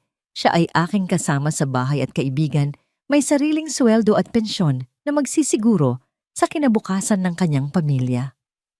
May dumating na sulat, Goryo. Sabi niya tinatawag na ako sa aking palayaw. Inilalapag ang baso sa mesa at inaabot sa akin ang isang lukot na sobre na walang return address. Agad kong nakilala ang sulat kamay. Kay Carlo ito. Binuksan ko ang sobre. Ang sulat ay nakasulat sa isang murang papel. Sinabi niyang nakatira sila sa isang maliit na apartment sa isang delikadong lugar sa Tondo. Sinabi niyang iniwan na sila ni Liza nang maubos ang kakaunting cash na naitago nila. Sinabi niyang nagtatrabaho siya ngayon bilang dishwasher at si Bea ay naglilinis ng mga bahay. Sa huli may isang pangungusap na isinulat ng madiin. Patawarin mo kami, Papa. Tama ka sa lahat. Bigyan mo kami ng second chance. Tiningnan ako ni Consuelo ng may kuryosidad. Sila ba yan? Anong sabi? Tumingin ako sa abot tanaw kung saan ang araw ay lumulubog. Sa ibabaw ng asul na tubig, pinipinturahan ang langit ng kahel at lila. Naalala ko ang mga pangungutya, ang pagkain na walang lasa, ang plano na ikulong ako at kalimutan. Wala. Walang importanteng sinabi. Sagot ko. Pinunit ko ang sulat sa 2 piraso, pagkatapos ay sa 4 at sa 8. Inilagay ko ang mga piraso ng papel sa isang ashtray at sinindihan ito gamit ang aking lighter. Pinanood ko kung paano naging itim na abo at usok ang kanilang mga salita ng huwad na pagsisisi. Wala akong naramdamang awa. Nagkaroon sila ng ilang dekada para mahalin ako bilang ama at asawa, ngunit pinili nilang mahalin ako bilang isang ATM. Ngayon na kailangan nilang mabuhay kasama ang mga kahihinatnan ng kanilang pinili. Gusto mo pa ba ng yelo? Tanong ni Consuelo nakangiti. Hindi na salamat, Consuelo. Perpekto na ito. Sabi ko, humihigop ng lemonade. Sa wakas naging masarap na ulit ang lasa ng buhay. Sumandal ako sa aking silya, ipinikit ang aking mga mata at pinakinggan ang tunog ng mga alon. Nanalo ako sa digmaan. Nabawi ko ang aking dignidad. At kahit nawalan ako ng isang pamilyang peke, nakatagpo naman ako ng isang tunay na kalayaan. At iyon ay mas mahalaga kaysa sa lahat ng ginto sa mundo. Ang katahimikan ng Batangas ay isang biyaya na hindi ko kailanman akalaing mararanasan ko.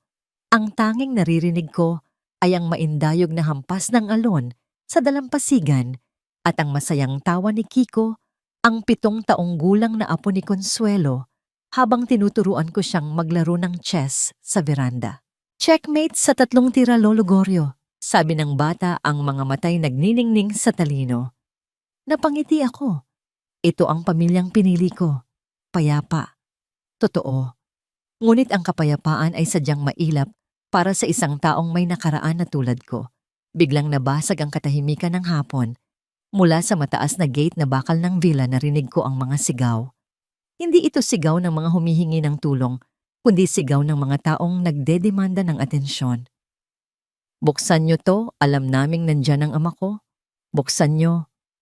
Ang boses na yon. Kahit paos at garalgal, hinding-hindi ko makakalimutan ang boses ni Carlo. Lumabas si Consuelo, mula sa kusina ang kanyang mukha ay maputla. Don Goryo. Sila po.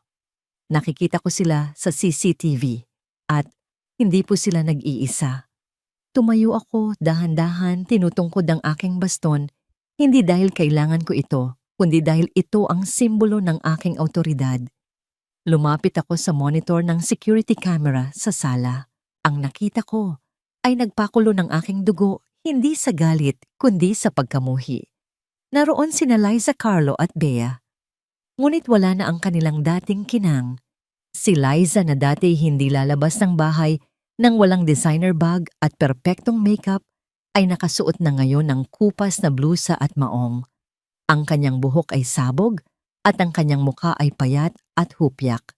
Si Carlo ay mukhang ilang araw nang hindi naliligo ang kanyang mga mata, ay ligalig lumilingon-lingon sa paligid na parang may humahabol sa kanya.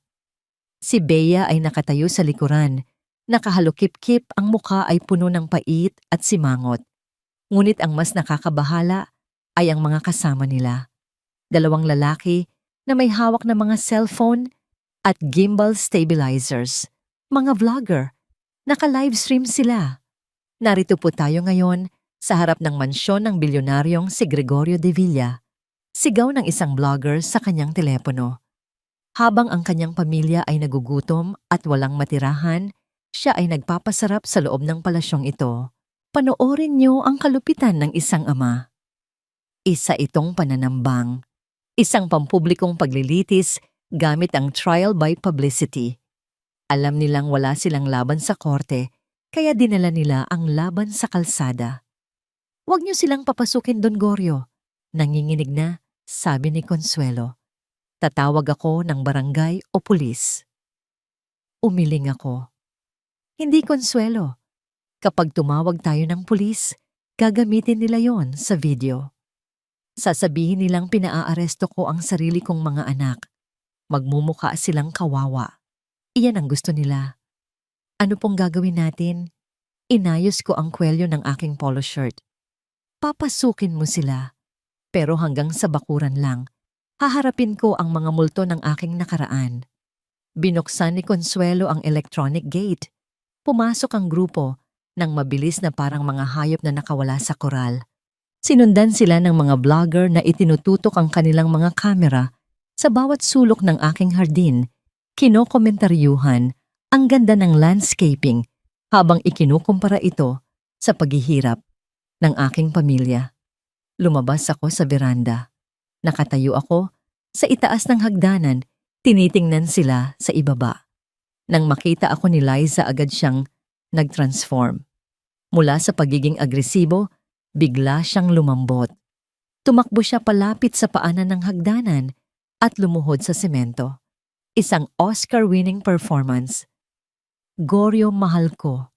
Hagulgol niya tumitingin sa kamera ng vlogger bago tumingin sa akin. "Parang awa mo na. Patawarin mo na kami. Wala na kaming makain. Tingnan mo ang mga anak mo, butot balat na." Lumapit din si Carlo, nagpupunas ng pekeng luha. "Papa, sorry na. Nabulag lang kami. Pero dugo mo pa rin kami. Hahayaan mo ba kaming mamatay sa gutom habang ikaw ang dami mong pera?" Ang mga vlogger ay lumapit, isinasaksak ang kanilang mga cellphone sa aking muka. "Sir, ano pong masasabi niyo? Totoo po bang pinabayaan niyo sila? Mayaman kayo pero ang asawa niyo namamalimos." Nanatili akong kalmado. Ang aking mukha ay walang emosyon, parang isang batong pader. Hinayaan ko silang mag-ingay. Hinayaan ko silang ibuhos ang lahat ng kanilang drama. Nang mapagod sila kasisigaw at mapansing hindi ako natitinag, unti-unting humina ang kanilang mga iyak. Doon ako nagsalita. "Tapos na ba kayo?" tanong ko. Ang boses ko ay mababa, ngunit sapat ang lakas para marinig ng microphones ng mga vlogger. Bumaba ako ng isang hakbang. "Sinasabi ninyong nagugutom kayo." Panimula ko tumitingin kay Carlo. "Pero may pambayad kayo sa data ng cellphone para mag-livestream. May lakas kayong sumigaw at mag-eskandalo dito sa Batangas na 3 oras ang biyahe mula Maynila. Pero wala kayong lakas maghanap ng trabaho." "Wala kaming makuhang trabaho dahil sinira mo ang pangalan namin," sumbat ni Bea. "Sinira ninyo ang sarili ninyong pangalan nung nagnakaw kayo na mulaan ng dokumento at nagtangkang ikulong ang sarili ninyong ama sa mental hospital." Sagot ko ng mabilis. Humarap ako sa cellphone ng vlogger. Tinitigan ko ang lens na parang kinakausap ko ang libo-libong nanonood. "Sa mga nanonood ngayon," sabi ko ng malinaw, "ang babaeng ito, si Liza, ay may suot na kwintas na nagkakahalaga ng $250,000 nung huli kaming magkita. Nasaan na yon?" Ang lalaking ito, si Carlo, ay binigyan ko ng edukasyon sa pinakamamahaling unibersidad. Bakit siya namamalimos ngayon? Dahil kay Dennis. Sigaw ni Liza, sinusubukang ilipat ang sisi. Niloko niya kami. Kinuha niya ang lahat bago siya nakulong. Biktima rin kami, Gorio. Biktima kami ng isang masamang tao. Napatawa ako ng mapakla. "Biktima, hindi kayo biktima. Kayo ay mga kasabwat na natalo sa sarili ninyong laro." Biglang nagbago ang tono ni Carlo. Ang pagmamakaawa ay napalitan ng desperasyon ng isang taong gipit na gipit. Humakbang siya palapit, ang kanyang mga mata ay nanlalaki sa takot. "Papa, hindi mo naiintindihan. Bulong niya ng madiin nanginginig ang mga kamay. May mga taong humahabol sa akin, mga loan shark. Papatayin nila ako kapag hindi ako nakabayad ngayong linggo. Kailangan ko ng pera. Kahit konti lang. Buhay ko ang nakataya dito. Tinitigan ko ang aking anak. Nakita ko ang takot sa kanyang mga mata, totoo ito. Ngunit nakita ko rin na hanggang sa huli, ang tingin niya sa akin ay hindi ama, kundi solusyon sa problema niya. Ikaw ang humukay ng sarili mong libingan, Carlo. Malamig kong sagot. Huwag mong asahan na ako ang hihiga dyan para sa'yo. Ang sama mo. Tili ni Liza tumatayo mula sa pagkakaluho. Wala kang puso. Susunugin ka sa impyerno. Ang mga vlogger ay nalilito na. Ang mga komento sa kanilang live stream ay nagsisimula ng bumaliktad. Imbes na awa nakikita ng mga tao ang katotohanan, isang pamilyang tamad abusado at puno ng entitlement. Umalis na kayo, utos ko. Bago ko ipasara ang gate na yan at hayaan ang mga aso na magtaboy sa inyo, hindi kami aalis. Matigas na sabi ni Bea. Dito kami titira sa labas ng gate mo. Magkakampo kami dito hanggang sa bigyan mo kami ng parte namin. Karapatan namin yon. Tumingin ako sa kanila isa-isa. Nakita ko ang kanilang determinasyon. Hindi sila aalis. Gagawin nilang impyerno ang bawat araw ko. Sisigaw sila manggugulo at sisirain ang kapayapaang pinaghirapan kong makamit. Akala nila ay kaya nila akong pilitin sa pamamagitan ng kahihiyan. Bumuntong hininga ako. Isang plano ang nabuo sa aking isipan. Isang huling leksyon. Gusto niyo ng pera? Tanong ko. Agad silang tumahimik. Ang mga mata nila ay nagliwanag sa kasakiman. Akala nila ay bumigay na ako. Akala nila ay nanalo na ang kanilang pambubuli. O Goryo! Sabi ni Liza, inaayos ang kanyang buhok. Bumabalik ang kaunting yabang sa kanyang boses.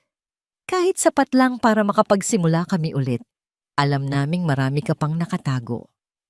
Wala na akong pera. Sabi ko ng dahan-dahan. Naibigay ko na ang lahat sa charity. Ang bahay na ito ay pag-aari ng foundation. Ako ay kaitiyaki lamang dito. Bumagsak ang kanilang mga balikat. Ngunit bago sila muling magwala, nagpatuloy ako. Pero, tumingin sila sa akin, nakabitin sa bawat salita. Meron akong isang bagay na pwede kong ibigay sa inyo. Isang bagay na makapagsasalba sa inyo mula sa gutom at sa mga pinagkakautangan ninyo. Ano yon? Sabik na tanong ni Carlo. Alahas lupa stocks. Ngumiti ako. Isang ngiti na walang init. Hintayin ninyo ako dito. Kukunin ko sa loob. Tumalikod ako at pumasok sa bahay. Narinig ko silang nagbubulungan sa labas, puno ng pag-asa. Sabi ko sa inyo rinig kong sabi ni Liza. Bibigay din yan. Takot yan sa iskandalo. Sana cash na lang, sabi ni Carlo. Pumasok ako sa aking opisina at binuksan ang drawer. Kinuha ko ang 3 brown envelope na inihanda ko noong nakaraang linggo matapos akong tawagan ng aking kaibigan na may-ari ng isang malaking kumpanya ng palaisdaan sa Mindanao. Naisip ko na baka dumating ang araw na ito. At ngayon, ibibigay ko na ang aking huling regalo. Ito ay hindi ang inaasahan nila, ngunit ito ang kailangan nila. Bumalik ako sa veranda, hawak ang mga envelope. Ang hangin ay humihip ng malakas, nagbabadya ng ulan. Ang bagyo ay narito na, at ako ang magdadala ng kulog. Bumaba ako sa huling baitang ng hagdanan at iniabot ang 3 makakapal na brown envelope sa kanila. Ang kanilang mga kamay ay nanginginig sa kasabikan habang inaagaw nila ito sa akin. Maging ang mga vlogger ay lumapit, inaasahan na ang laman nito ay mga titulo ng lupa o mga tseke na nagkakahalaga ng milyon-milyon, isang happy ending para sa kanilang content. Salamat, Goryo. Alam ko namang hindi mo kami matitiis. Sabi ni Liza, ang kanyang mga mata ay nanlalaki sa tuwa habang pinupunit ang selyo ng envelope. Si Carlo at Bea ay nagmadali ring buksan ang sa kanila. Ang tunog ng pinupunit na papel ay pumuno sa tahimik na hangin. Ngunit habang inilalabas nila ang mga dokumento, ang mga ngiti sa kanilang mga labi ay dahan-dahang naglaho. Napalitan ito ng pagkalito at pagkatapos ng matinding horror. Ano to? Sigaw ni Bea iwinagayway ang papel. Employment Contract Blue Horizon Fisheries sa Zamboanga. Application form para maging tagabalat ng hipon. Basa ni Liza sa kanyang dokumento. Ang boses ay tumitili sa hindi makapaniwalang galit. Tumingin siya sa akin na parang sinampal ko siya. Naglolokohan ba tayo, Goryo? Nanatili akong kalmado, nakatukod ang dalawang kamay sa aking baston. Sabi ninyo, nagugutom kayo. Paliwanag ko ng may malamig na lohika. Ang trabahong yan ay may libreng pagkain sa kantina 3 beses sa isang araw. Sabi ninyo, wala kayong matirahan. May libreng barracks doon para sa mga empleyado. At Carlo? Tumingin ako sa aking anak na namumutla habang binabasa ang kanyang kontrata, General Laborer/Fish Cleaner. Sabi mo may nagbabanta sa buhay mo dito sa Luzon. Ang Zamboanga ay malayo. Ligtas ka doon. Walang loan shark na mag-aaksaya ng pamasahe para sundan ka sa dulo ng Pilipinas para lang sa utang na hindi mo naman kayang bayaran. Inaakala mo bang maglilinis ako ng isdaong? Bulyaw ni Liza nilamukos ang kontrata at ibinato ito sa aking mukha. Ang papel ay tumama sa aking dibdib at nahulog sa lupa. Asawa ako ng isang bilyonaryo. Isa akong Devilla. Hindi ako katulong. Dati kang asawa ng bilyonaryo. Pagtutuwid ko. Ngayon isa ka na lang babaeng walang trabaho, walang bahay at walang kasanayan. Iyan ang inaalok ko, isang marangal na paraan para mabuhay. Isang pagkakataon na paghirapan ng inyong kakainin tulad ng ginagawa ng milyon-milyong Pilipino araw-araw. Marangal. Dura ni Bea sa semento. Pang-aalipusta to. Mas gugustuhin ko pang mamatay kaysa magtrabaho sa mabahong palaisdaan na yan. Kung gayon nasa sa inyo na yan, sagot ko ng walang emosyon. Iyan lang ang tulong na maibibigay ko. Tinawagan ko na ang kaibigan kong may-ari niyan. Sagot niya ang pamasahe ninyo sa barko papuntang Mindanao. Aalis ang barko bukas ng gabi sa Batangas Port. Kung wala kayo doon, mawawalan ng bisa ang alok na yan. Humarap si Liza sa kamera ng vlogger. Umaasang makakakuha pa rin ng simpatiya. Nakikita niyo ba? To gusto niyang gawing alipin ang sarili niyang pamilya. Napakasama niyang tao. Ngunit maging ang mga vlogger ay ibinaba na ang kanilang mga telepono. Nakita nila ang kontrata. Minimum wage, may benepisyo, may tirahan. Hindi ito pang-aapi, ito ay realidad. At sa harap ng karangyaan ng Villa, ang pagtanggi ng pamilya sa trabaho ay nagmukhang kung ano talaga ito, katamaran at kapalaluan. Aalis na tayo, utos ni Liza kay Carlo at Bea. Wala tayong mapapala sa matandang kuripot na to. Hahanap tayo ng ibang paraan. May mga kaibigan pa ako sa Maynila na pwedeng tumulong. Tumalikod si Liza at Bea, nagmamartsang palabas ng gate. Ang kanilang mga ilong ay nakataas pa rin sa hangin kahit na ang kanilang mga bulsa ay walang laman. Ang kanilang pride, ang huling bagay na natitira sa kanila, at ito rin ang papatay sa kanila. Ngunit si Carlo, hindi siya gumalaw. Nakatayo siya doon, hawak ang nilamukos na papel. Tumingin siya sa papalayong anyo ng kanyang ina at kapatid.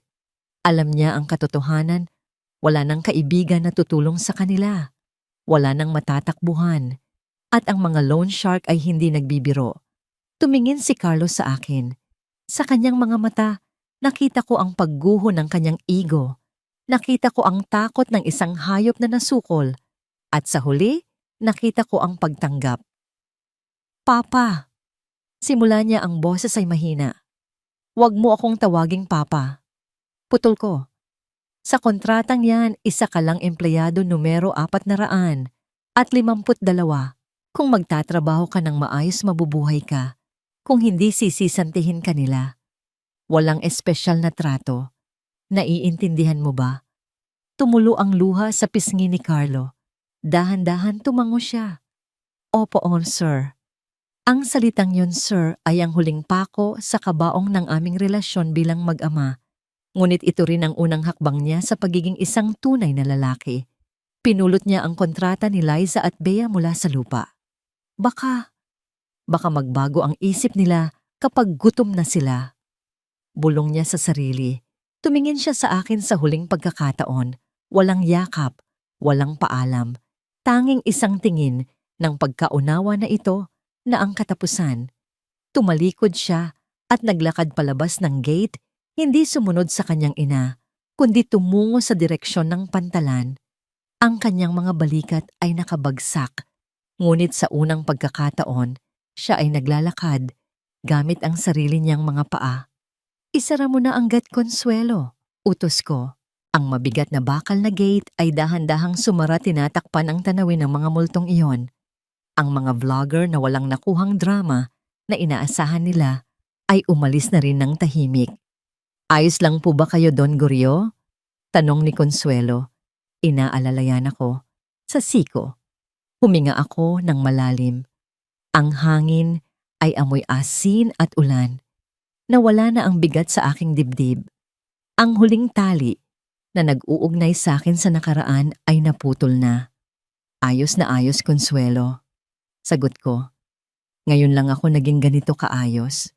Bumalik ako sa beranda. Naroon pa rin si Kiko, nakaupo sa harap ng chessboard, matiyagang naghihintay. Ang bagyo ay lumihis at hindi tumuloy. Ang langit ay nagiging kulay ube at ginto sa paglubog ng araw. Lolo Gorio, tira niyo na po, sabi ng bata. Umupo ako sa tapat niya. Tiningnan ko ang mga piyesa sa ibabaw ng tabla. Ang aking hari ay ligtas. Ang aking mga kawal ay nakatayo ng matatag. Inilipat ko ang aking queen sa huling pwesto, isang tahimik at siguradong galaw. Checkmate, sabi ko nang nakangiti. Tumawa si Kiko at nagsimulang ayusin ulit ang mga piyesa para sa bagong laro. Isa pa po, lolo, tatalunin na kita sa susunod. Sige lang nga po. Sabi ko, hinahaplos ang kanyang buhok. Marami pa tayong oras. Sumandal ako sa aking silya at ipinikit ang aking mga mata.